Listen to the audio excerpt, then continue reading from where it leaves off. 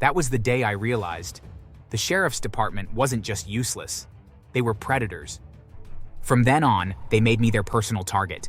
If I rolled down Main Street, they'd creep their cruiser behind me, revving the engine like a predator stalking prey. "Better move, Wheels. Don't want us to accidentally run you over." "Nah, Sheriff, he too fast for us. Those rims got turbo." They laughed so hard I thought they'd choke. It wasn't just words.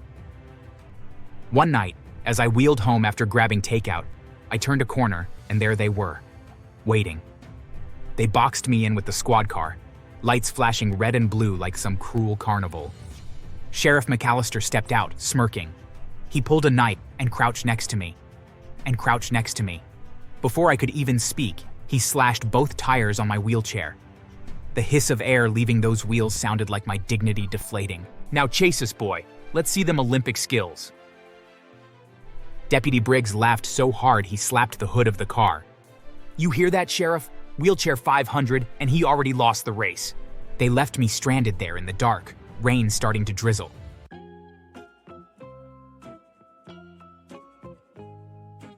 I never thought my life would take the path it did. I was born strong, active, and always moving, until a car accident in my early 20s shattered my spine and left me in a wheelchair. At first, I thought my life was over, but my family never abandoned me. My mom still kissed my forehead every night. My little nieces still begged me to play video games with them. And my brothers carried me upstairs when elevators were broken. They loved me for who I was, not what I had lost. The outside world, though, was not so kind. At work, I was treated like baggage. My boss once looked at me and sighed loudly. "You know, if you weren't so limited, we could use you on more projects. But paperwork's all you can handle now." Even some coworkers made little jokes. One of them wheeled past my desk and said, "Don't roll over my toes, man." They laughed. I didn't. One day at work, my coworkers tied a "Caution wet floor" sign to the back of my chair. Everyone howled. I was humiliated. Fed up, I called the police to report workplace harassment, thinking maybe, just maybe, they'd help. Instead, Sheriff McAllister and his deputy Briggs arrived. Two men who wore their uniforms like armor and used their badges like weapons. They didn't investigate. They joined in. Sheriff McAllister looked me up and down, then turned to my coworkers. "So this the guy crying wolf? Maybe y'all should get him some baby powder for them tears." Briggs doubled over laughing. "Shoot, Sheriff. Maybe they just mad he's taking up all the handicapped parking spots." Everyone laughed with them. The humiliation burned deep in my chest. That was the day I realized the sheriff's department wasn't just useless, they were predators. From then on, they made me their personal target. If I rolled down Main Street, they'd creep their cruiser behind me, revving the engine like a predator stalking prey. "Better move, Wheels. Don't want us to accidentally run you over." "Nah, Sheriff, he too fast for us. Those rims got turbo." They laughed so hard I thought they'd choke. It wasn't just words. One night, as I wheeled home after grabbing takeout, I turned a corner and there they were, waiting. They boxed me in with the squad car, lights flashing red and blue like some cruel carnival. Sheriff McAllister stepped out, smirking. He pulled a knife and crouched next to me. Before I could even speak, he slashed both tires on my wheelchair. The hiss of air leaving those wheels sounded like my dignity deflating. "Now chase us, boy. Let's see them Olympic skills." Deputy Briggs laughed so hard he slapped the hood of the car. "You hear that, Sheriff? Wheelchair 500, and he already lost the race." They left me stranded there in the dark, rain starting to drizzle. I called for help, and my brother had to drag me home. I sat there that night, shaking with rage, promising myself they'd get theirs one day. Another time, I reported a break-in at my apartment. I expected help. Instead, they showed up late, walked through my broken door, and grinned. "Maybe you staged it. Trying to get attention? Ain't nobody wanting to steal from you, boy." Briggs clapped him on the back. "Besides, what's he gonna do? Chase us down in his wheels?" And they both laughed in my face. It wasn't just me. I saw them pull over other black men, Hispanic workers heading home from construction, even Native women going to church. They taunted them, searched their cars for no reason, and sometimes cuffed them just because they could. It was a pattern of abuse everyone knew, but nobody could stop. The sheriff was the law here, or so he thought. The day everything changed, it was raining. I was leaving the pharmacy when I felt the familiar heat of headlights behind me. Their cruiser crept slow, like a predator stalking prey. McAllister's voice boomed out the window. "Where you off to, Wheels? Pharmacy got you some new legs." Briggs howled with laughter. I tried to ignore them, but they pulled up beside me, revving the engine just to splash me with muddy water. I was soaked, humiliated. Then, out of nowhere, an old woman with a crooked back and silver hair stormed out of a shop across the street.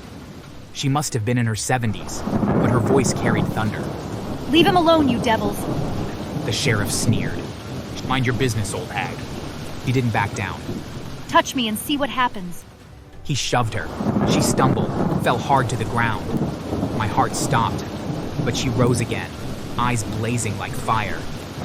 Rain poured harder, thunder cracked above. She raised her hand to the sky.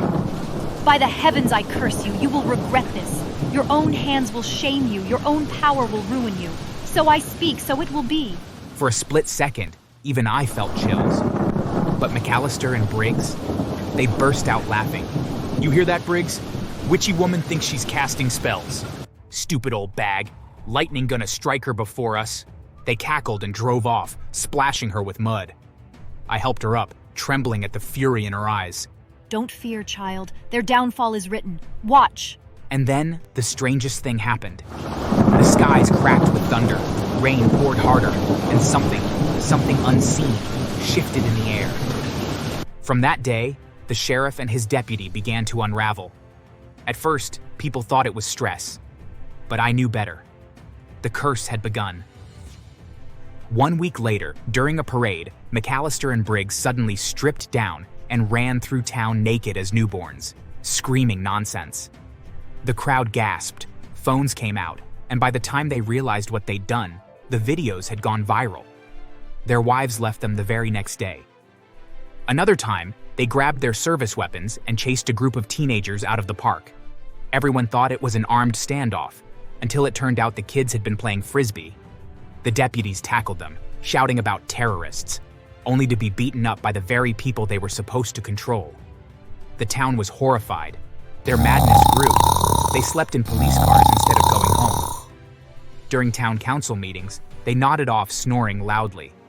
Once, McAllister let out a fart so violent, the whole room burst into awkward laughter. Briggs tried to give a safety lecture at the school, only to suddenly bark like a dog and crawl under a desk like a madman. Kids filmed it. Parents demanded answers. The sheriff's office had no choice. Both men were fired, disgraced. But the curse wasn't done. Months later, I got a call from my old friend, Jerome. He was now the manager of a local care home. "You won't believe this. Guess who just got hired here as orderlies? McAllister and Briggs. They're cleaning bedpans now." I nearly choked laughing. Jerome was strict, no nonsense. I knew he wouldn't let them breathe easy. The first week, Jerome made McAllister scrub floors with a toothbrush. Briggs had to feed patients one spoonful at a time while being insulted for being too slow. Every mistake earned them public scolding. Ex-sheriff, you missed a spot. What happened? Can't see without your badge?" The residents weren't kind either. One old man spat water in Briggs's face and shouted, "This ain't sweet tea, boy." I went to visit one afternoon. When I wheeled in, both McAllister and Briggs froze. Their faces went pale. They looked so pitiful in those cheap scrubs, pushing carts of dirty laundry. I smiled wide. Well, look who's rolling now, and you ain't even got wheels." They glared, but Jerome walked by and smacked McAllister on the shoulder. "Smile for your visitor employee." I leaned closer. "Remember when you laughed at me for being in a chair? Funny how life sits everyone down eventually." They said nothing, just lowered their heads in shame, and that was enough revenge for me. Seeing them broken, stripped of power, forced to serve people they once looked down on. Justice had been delivered, not by me, but by fate, by curse, by karma itself. Now every time I roll past that care home, I honk my wheelchair horn twice. They know it's me. And honestly, I sleep better than I have in years. But hey, if you enjoyed my story of karma, curses, and comeuppance, don't forget, subscribe and like the video. Trust me, you don't want to curse on your Wi-Fi.